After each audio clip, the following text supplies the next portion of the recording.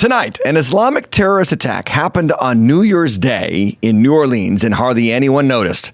Maybe it's because our country has bent over backwards to indoctrinate us into the lie that Islam and unfettered immigration is a good thing. Tonight, we discuss the deadly trend in the West as Islam's 100-year plan to take over is moving right along. This is your favorite night of the week, The Deep End on Tim Hedge Live.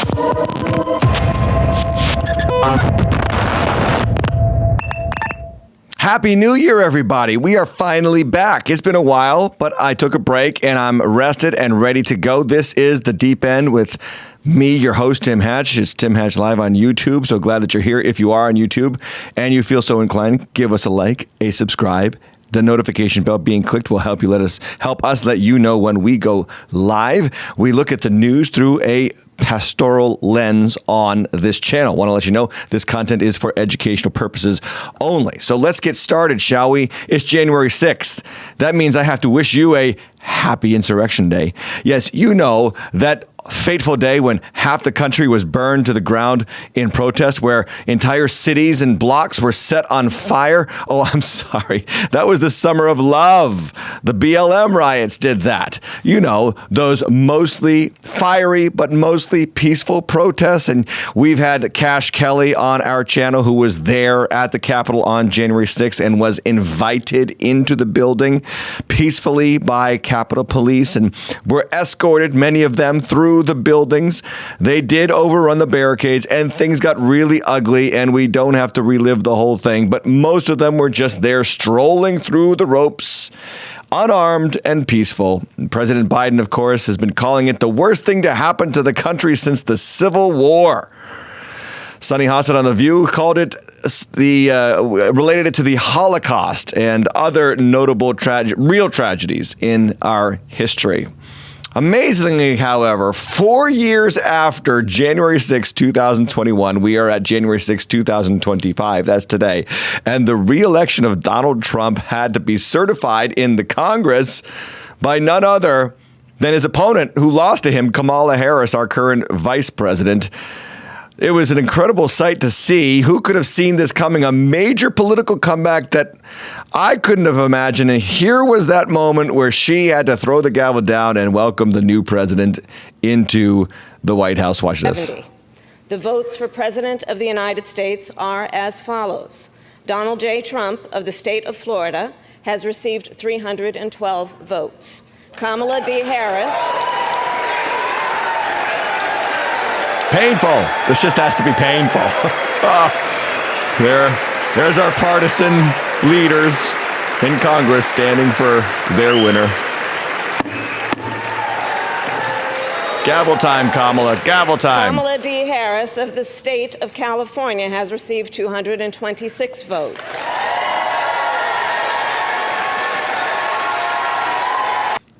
So she gets some love as well. Anyway, she had to sit there and certify her own election loss. And we got to talk about how our country is doing when it comes to these terrorist attacks that are happening all around us. Because January 6th was not a terrorist attack. It was a protest turned into a riot that sadly cost the lives of 2 people, but it was a far cry from the true riots the summer before, and it's an even farther cry from what's happening right now, such as on New Year's Day, when our country experienced a vicious attack. We are almost a full 24 years removed from 9/11, and our country has totally failed to learn the true lessons of that moment. You cannot import Islam into the West and remain who you are. Every year, we are met with new reasons to wake up and realize that, but we are being stubborn, refusing to see the light. This episode intends to help you. I'll never forget when I saw the footage of the 9/11 memorial at the National Cathedral. There was Billy Graham, who preached a wonderful message. And also joining him on the stage was Rabbi Joshua O. Haberman of the Washington Hebrew Congregation. And then this guy, Pastor John Kirby Caldwell, a Methodist pastor. But unbelievably, our nation's leaders chose to platform an Islamic cleric. Muzammil H. Siddiqui of the Islamic Society of North America got podium time on the heels of an Islamic terrorist attack on two important cities in our country, New York and Washington, D.C.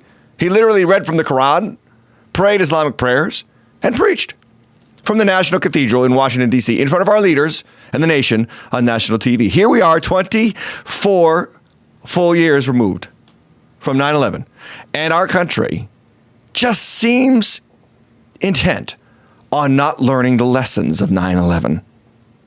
I bring you Deep End News to that end. Deep End News.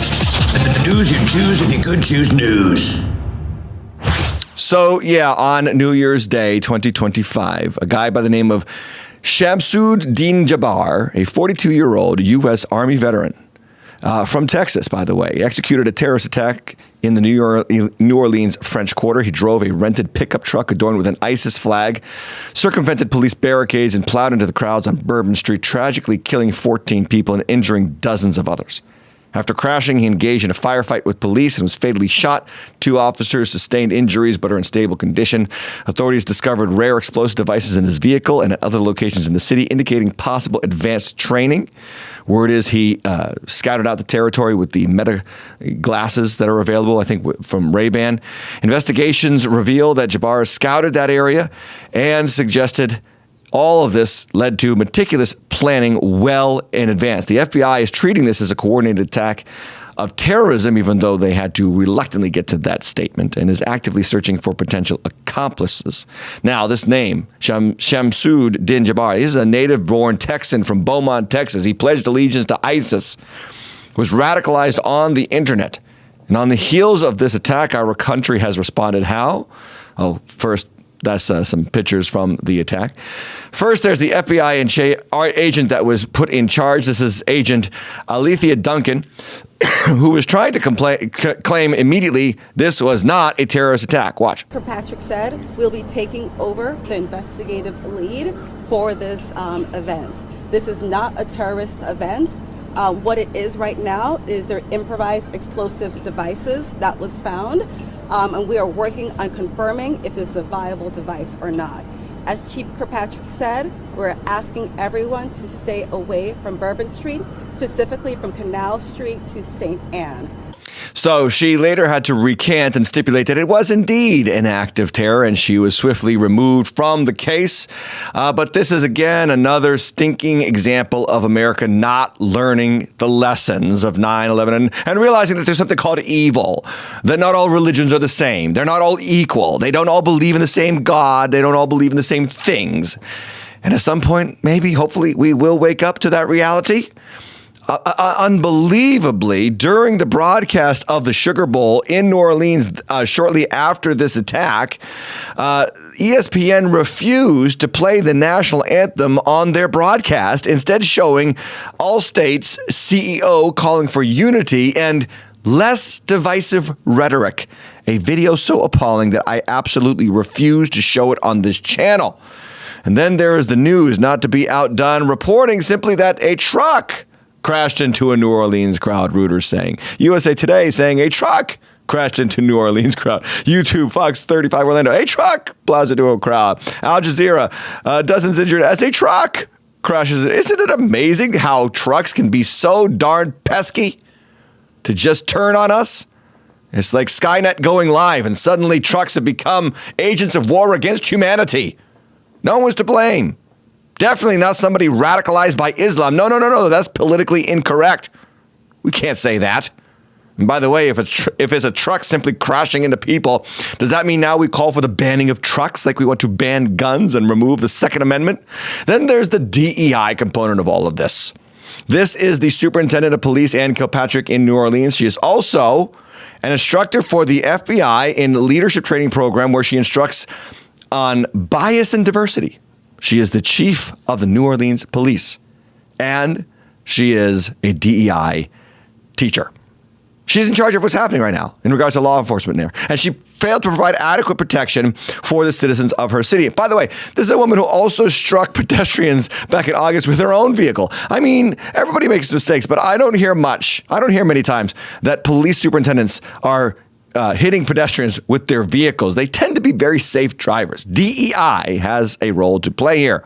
But the worst news from this attack had to be the celebrations in New York City on the heels of the attacks with these pro-Palestinian protesters, these pro-Gaza ignoramuses taking to the streets and using this disgusting moment in our history as a chance to celebrate or protest the war in Gaza, fight against Israel, protest against Western civilization values, on and on and on it goes. It is nothing new. I am old enough to remember, friends, when we experienced a national tragedy, we came together.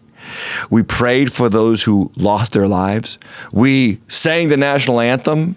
We said no one's going to take us down. We rose up in unity. Now, on the streets of our countries, we have protests in favor of those who would come after us and rob us of our way of life. The New York Post is reporting that there has been a steady rise, friends, in homegrown terrorism over the last decade. A report from the Government Accountability Office cited 231 domestic terrorism incidents between 2010 and 2021. Many are racially motivated cases, such as the Buffalo supermarket killing of 10 African Americans in 2021.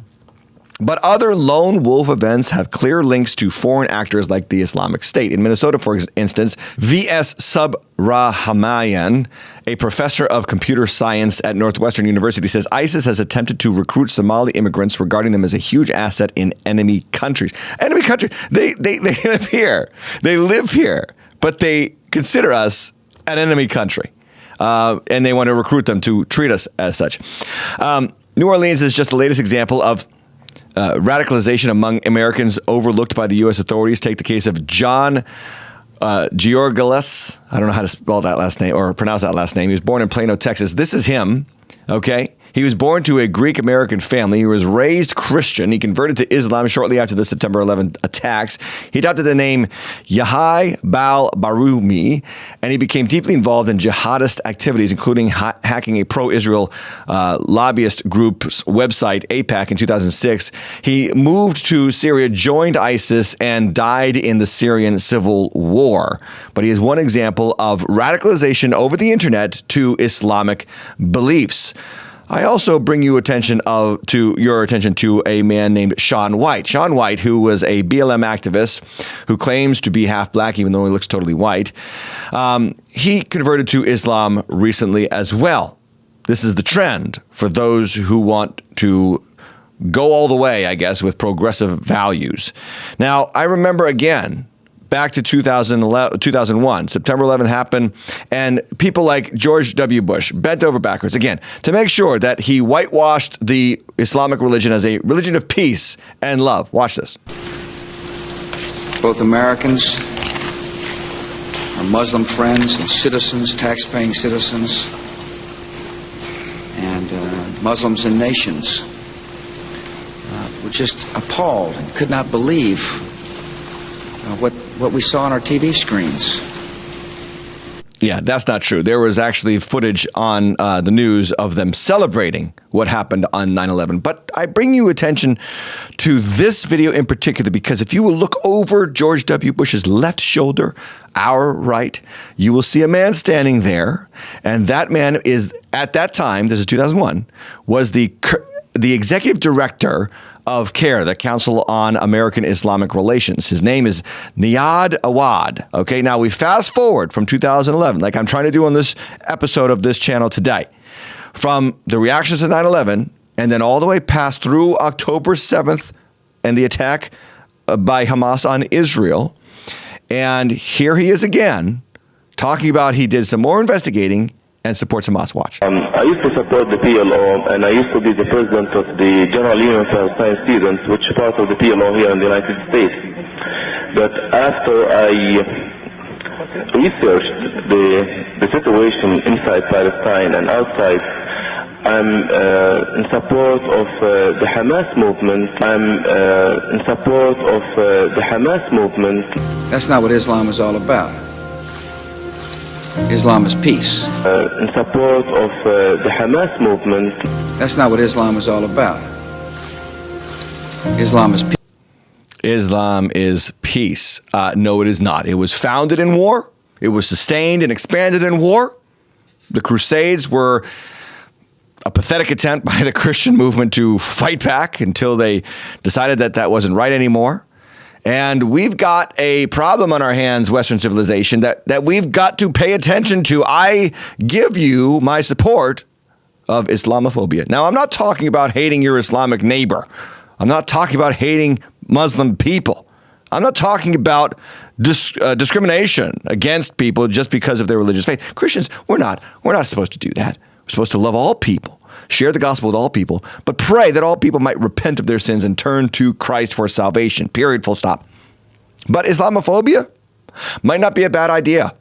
We need a little bit more of that in the West. By the way, it is growing. Every single group in America's political spectrum has moved further to the right on the issue of Islam being more prone to violence. Even Democrats, who said at a rate of 23% in 2002 that Islam was more violent or more prone to violence, do so now at a rate of 32%. Republicans have moved an astonishing 40% in that direction, from 32% to 72%. My point here is Islam is a problem for the West, and I've done this on this channel a couple other times. We need to do it again. Consider the top places where suspects of sexual offenses against children happen in Germany, and most of those people who attack children are from Islamic countries. From Afghanistan, they are 6 times more likely to sexually offend children. Excuse me, still getting over my sickness. Algeria, Guinea, Pakistan, all Muslim-dominated countries. But friends, we have to do a deep dive here on the deep end, and we have to look at the UK. The UK is a mess when it comes to Islamic invasion. And they're welcoming them. It's not really truly an invasion. It's a peaceful takeover. The representation of Muslims in the UK Parliament has seen a notable increase over the recent years. In 2017, the general election, 15 Muslim ministers were elected to Parliament.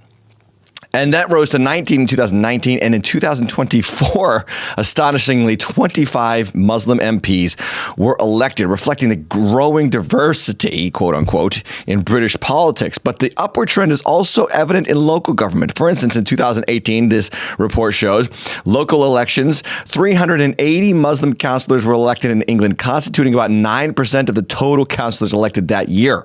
Almost 10%. Now, again, that's not a majority. It's not even close, but it's the trajectory you have to pay attention to. Islam is the second largest religion in Britain right now, and the percentage of Muslims in the UK in 2024 is still increasing. According to the predictions made by this report, the Muslim population of Britain will be more than 13 million by 2050. By the way, it also says that at this rate, Islam will be the dominant religion in the UK in the near future. The statistics published in 2011 show that 1 out of every 10 Englishmen under the age of 25 was a Muslim. 1 out of 10. And at the same time, the spread of Christianity in that country is decreasing rapidly. I give you also this finding from a Twitter account, Ankush Sharma. This is how you take over a nation in one generation. The mayor of London is a Muslim. The mayor of Birmingham, Leeds, Blackburn, Sheffield, Oxford, Luton, Oldham, Rochelle is a Muslim. All this achieved by 4 million Muslims out of 66 million people in England. There are 3,000 mosques in England. There are 130 Sharia courts in England, 50 Sharia councils. 78% of Muslim women do not work, receive state support and free accommodation. 63% of Muslims do not work, receive state support and free housing. State-supported Muslim families with an average of 6 to 8 children receive free accommodation. Now every school in the UK is required to teach lessons about Islam. What on earth is going on? It feels like I'm Jeremiah. Jeremiah had a message for Israel. They would not repent. They would not turn back to God. And in the words of G.K. Chesterton, when men stop believing in God, they don't believe in nothing, they believe in anything. Well, there's just something that's going to be replacing Christianity in the West. It's going to be Islam.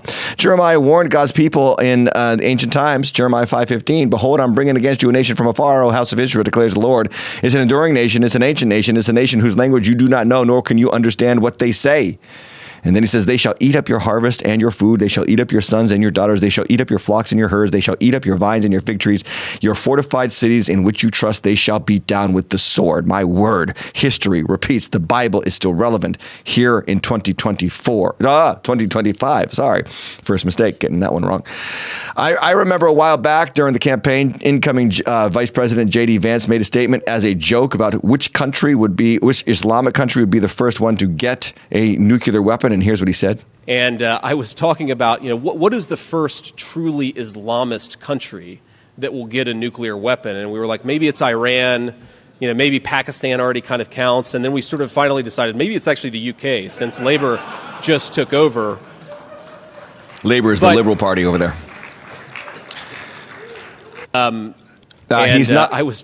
He's not wrong. And there's this piece out of the Free Press, which is quite alarming. The biggest peacetime crime and cover-up in British history. The serial rape of thousands of English girls went on for many years. Few in power cared. Then Elon Musk started tweeting, and that's exactly right. Elon Musk is demanding that the UK act on a grooming scandal. Amid growing calls for a probe national inquiry now, the UK has for years been dealing with the revelation that a number of grooming gangs, often consisting of men of South Asian or British Pakistani heritage, exploited children for decades across North England in cities and towns including Rochdale, Telford, Manchester, and Rotherham.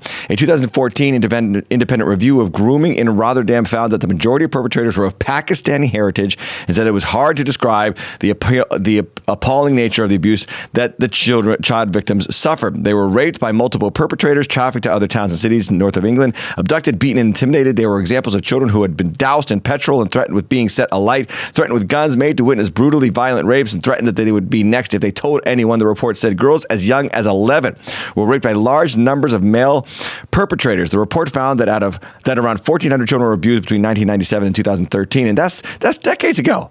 That's decades ago. And this article goes on. The report found that police gave no priority to the abuse cases and failed to act. It's found that at least one report was effectively suppressed and the others were ignored by local authorities. It's found that while some did not believe the information, others were spooked by political correctness. Several staff described the nervousness about identifying the ethnic origins of the perpetrators for fear of being thought racist. Others remembered clear direction from their managers not to do so. By the way, rape is reported in London every hour, just in the city of London right now. Rape is reported every hour. More than 8,800 rape incidences were reported to the Metropolitan Police in 2023. That's 24 a day. Charities have called the findings horrifying, but they say the true extent of sexual offending will be far higher. The Met says it remains determined to tackle sexual violence. It is striving to do better, and that number of rape charges has more than doubled since 2022. This is one of the bastions of Western civilization. This is the foundation of our country, the UK. The British that gave us common law, gave us the Church of England, gave us the Americas. Wherever British colonialism spread, education spread, medical aid spread, hospitals spread, orphanages spread. And now, because of the demonization of colonialism and the demonization of anything from the past, the country is seemingly hell-bent, if you will, pardon the expression, on demonizing its very self, its very identity. And so what's happening now? Islam is moving in. As the Christian foundations move out, Islam gets ready to move in. By the way, these stats are also reflected in Sweden. There's a report saying that most convicted attackers of rape are foreign-born. 58% of men convicted in Sweden of rape and attempted rape over the past year were not born in the country. And this is an alarming. This quote from this article: a former police officer in Afghanistan told the program that some young Afghans who had come to Sweden in recent years had views that differed significantly from Sweden's idea of sexual equality. You think? Now I'm about to share a most alarming video, and I hate to do this. I don't want you to be alarmed, but you got to know what's happening. I mean, why did Jeremiah tell the Israelites about what was going to happen? So that some could be saved, so that some could learn and be aware and pray accordingly. We can't just tiptoe through the daisies right now. We've got to be aware of what's going on down in our country and in our world. Here is a video of an Islamist cleric explaining why young women are getting raped. It's because of their clothing and they deserve it. Watch. I believe that the reason why women get raped is because of the clothing they're wearing. You take a piece of meat and you place it on top of a tree. Lions see it. They're not going to let it go. They're going to eat that piece of meat. Women are a piece of meat, according to his Islamic cleric in England right now. And then there is Keir Starmer. This guy has to be the worst prime minister in the UK in, 100 years. If you call this out, you are far right. You call out children getting raped by immigrants into the country. You're a far right conspiracy theorist. Watch. And when politicians, and I mean politicians, who sat in government for many years, are casual about honesty, decency, truth, and the rule of law, calling for inquiries because they want to jump on a bandwagon of the far right, then that affects politics, because a robust debate can only be based on the true facts. So you say, well, that's the UK, that's Europe, that's Sweden. I don't worry about that. You should. You should be aware that our country is following the same trajectory. Maybe Donald Trump can stop it. Hopefully he does. I don't know. But here's the facts about what's happening in our country. We already have our own immigration problem, yes? Chinese nationalists are probably coming in. Young Chinese men, young Pakistani men, young men from countries dominated by Islam, just walking through the southern border, right as Biden wanted them to upon his election. Well, back in September, a bill was passed to deport sex offenders from our country who were illegal immigrants, and 158 Democrats voted against it. 158 Democrats said, nah, we'll keep the child abusers, we'll keep the rapists, we'll keep the criminals. Absolutely, they belong here. And, through some sort of political speak, they convinced their constituents that was the right vote. Not to be outdone by those 158 Democrats in the House, Joe Biden and his administration has just overseen the sparing of 3 terrorists who were instrumental in the 9/11 attacks and are currently being held at Guantanamo Bay. Now, through plea deals, they have been spared the death penalty by pleading guilty to war crimes. War crimes. Think about this. War crimes. 9/11 wasn't a war. It was a terrorist attack. But they got a plea deal, even a plea deal to avoid the death penalty and just live forever on America's dime in prison and die a natural death someday, decades from now. These are the guys who instigated the worst terrorist attack in our history. Even far left Secretary of Defense Lloyd Austin opposed this move, but he was struck down. By the way, who suggested the plea? This woman, Susan Escalier. She is a retired brigadier general and an Austin appointee to the Office of Military Commissions, and she's the one who fought for these terrorists to avoid death. This is disgusting. And again, DEI plays a role in all of this nonsense. Not to be outdone by our president is the mayor of New York City, Eric Adams, who issued a call to support and facilitate the Islamic call to prayer in 2023 at regularly prescribed times. Mind you, Muslims are called to pray 5 times a day.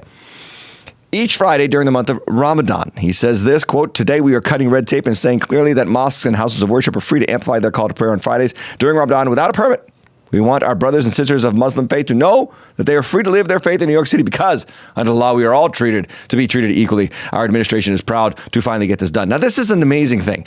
You share your faith wrongly as a Christian in this country, and you could be punished. You could be punished by your by the government. If you pray, or if you protest at an abortion clinic, you could be punished by your employer for, being too outspoken about your religious faith. But the mayor of the largest city in America is saying, we want loudspeakers across New York City for the Muslim call to prayer. This has already happened in places like Minneapolis, Minnesota, and Dearborn, Michigan, and citizens of both areas complain regularly how loud the call to prayer for Islamic prayers is. So does New York. This report was found on the internet. Watch. Masjid Al-Aman Mosque was originally built in 1985 and just completed its 20-year construction process and now amplifies its azan, or call to prayer. This is the mosque's religious leader, the imam, performing one of the 5 daily prayers reaching the ears of people within a 20-block radius. When moving into a neighborhood, the first thing Muslims look to do is build a mosque. East New York, in Brooklyn, is home to more than 2,000 Bangladeshis, many of whom practice Islam. Calling to prayer for Muslim 5 times a day is no-brainer. It's an absolute necessity, and that's what we're doing. It is our right. The Hazan happens 5 times a day, lasting up to 2 minutes each, starting right before sunrise and ending right before sunset. They have to have some consideration for us. It's too noisy. Too noisy. You don't get used to it because you have no idea when it's going to happen. The Azan started 5 months ago, is right. We started with Azan and people come in more. It's not singing. Though it is melodious, it is very, very soothing sound. It doesn't disturb anybody if you listen to it and if you know the meaning of it. It is a call to the prayer from the God to his creation. And this goes on and on. Let me just get to this guy. Is too loud. For instance, I go to church. Worship is at 1 o'clock. I already know that. I don't need a bell to remind me. 156 complaints totaled, reported and filed by the NYPD regarding Masjid Al-Aman Mosque. 911 people call, noise department come in, I explain to them, because he say I give the ticket, I say give me the ticket. I go to fight in the court. Yeah, so that's what's happening in New York City. We're allowing it to happen, importing these Muslims, and they're going to basically practice their faith, but it is a loud, intrusive faith that is coming for America. You used to complain, America, about Christians being so pushy. You haven't seen nothing yet. You've seen nothing yet. You want to see a pushy religion. You just keep demonizing Christians and welcoming the immigrants who do not share your values, and you will see it like you've never seen it before. And don't take my word for it. Heck, even the Dalai Lama thinks I'm right about this. He was interviewed on the BBC and said, no, there should be a limited number of immigrants to these westernized countries because they don't share your values. Watch. From Afghanistan or the Middle East want to stay in Europe. Shouldn't they be allowed to? Limited number, okay. But whole Europe eventually become Muslim country, impossible. Or African country, also impossible. There's nothing wrong with that, is there? I mean, you're a refugee yourself. They themselves, I think, better to their own land. That's the Dalai Lama. The Dalai Lama and I agree. Very rare on this channel for that to happen. But even he acknowledges these are different people that have different values. And when America decided to demonize Christianity, to act like it was an offensive religion, a pushy, judgmental, intolerant religion, on the wrong side of history, when President Obama said that Christians were clinging to their guns, God, and religion, shame on them, America took a far left turn, and now we are reaping the whirlwind, my friends. Now, pastorally, I have to say this. No, Christians and Muslims do not at all worship the same God. And some of you say, well, how do I prove that? Like, really, isn't it? It's kind of the same God. Allah is just the name of God in Arabic. And so, we serve God. Aren't they? No, they're not the same. They're not the same at all. In fact, the God of Islam does not exist. There is no God but the God of heaven and earth, the Father, the Son, the Holy Spirit. Now, how, as a Christian, do I defend that position? It comes down to one simple fact. It's the most basic fact of Christianity. And as soon as I explain this to you, you're going to be 100% equipped. It comes down to the deity of Christ. The deity of Christ is the linchpin that determines that we are not in any way sharing the same God with Islamic people. Jesus said in John 14, I am the way, the truth, and life. No one comes to the Father except through me. And then he says, if you had known me, you would know the Father also. From now on, he says to his disciples, you have known him, you do know him, and you have seen him. He says in John 10:30, I and the Father are one. And then he says this is not Jesus, but this is John the Apostle in 1 John 2:22. Listen to what he says. Who is the liar? Who denies that Jesus is the Christ? This is the Antichrist, he who denies the Father and the Son. No one who denies the Son has the Father. Whoever confesses the Son has the Father also. And there are multiple other passages that I could quote. Hebrews 1:3, Philippians 2:10 to 11, countless others that teach us that Jesus Christ is one with the Father and is God the Son from eternity past. Now, what do the Islamic teachings say concerning Christ? Well, here's what they do. They do what the devil does. They mix a little bit of truth with a lot of lies. But first, the truth. Muslims officially believe that Jesus was born a virgin. They believe he is the Messiah, although the word they use for Messiah is a little bit different. It means just a special role among the prophets. They believe that Jesus performed miracles, that he was a great teacher, that he had a unique role in history, and they even believe that Jesus will return. But again, like the devil, they mix those truths with lies. So here's from the Quran itself, 4:171. O people of the scripture, do not commit excess in your religion or say about Allah except the truth. The Messiah, Jesus, the son of Mary, was but a messenger of Allah, and his word, which he directed to Mary, and a soul created as a command from him. So believe in Allah and his messengers and do not say three. In other words, deny the Trinity. Allah is but one. Exalted is he above having a son. And then it says later in the Quran 5:72, they have certainly disbelieved who say Allah is the Messiah, the son of Mary, while the Messiah has said, O children of Israel, worship Allah, my Lord and your Lord. That's a quote of Jesus that the Quran claims. Quran 4:157-58. For they're saying, indeed, we have killed the Messiah, Jesus, the son of Mary, the messenger of Allah. They did not kill him, nor did they crucify him, but another was made to resemble him. Then a lot of them believe that is Judas. Rather, Allah raised him to himself, and ever is Allah exalted in might and wise. Then this line from 572, they have certainly disbelieved who say Allah is the Messiah, the son of Mary, while the Messiah has said, O children of Israel. Oh, I've already quoted that one. But nonetheless, what you get here is they deny Jesus' divinity. In Islamic faith, Jesus is not considered God, the Son, or part of the Trinity. They deny, and this is most important for our salvation, the crucifixion of Christ. They believe that he was substituted at the last moment for Judas. I think only a fraction of them believe that, but they don't believe he was crucified.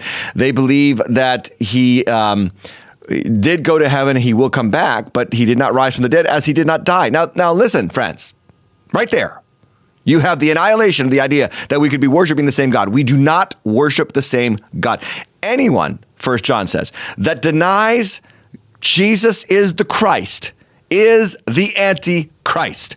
Okay? He also says in that book that there are many Antichrists among us.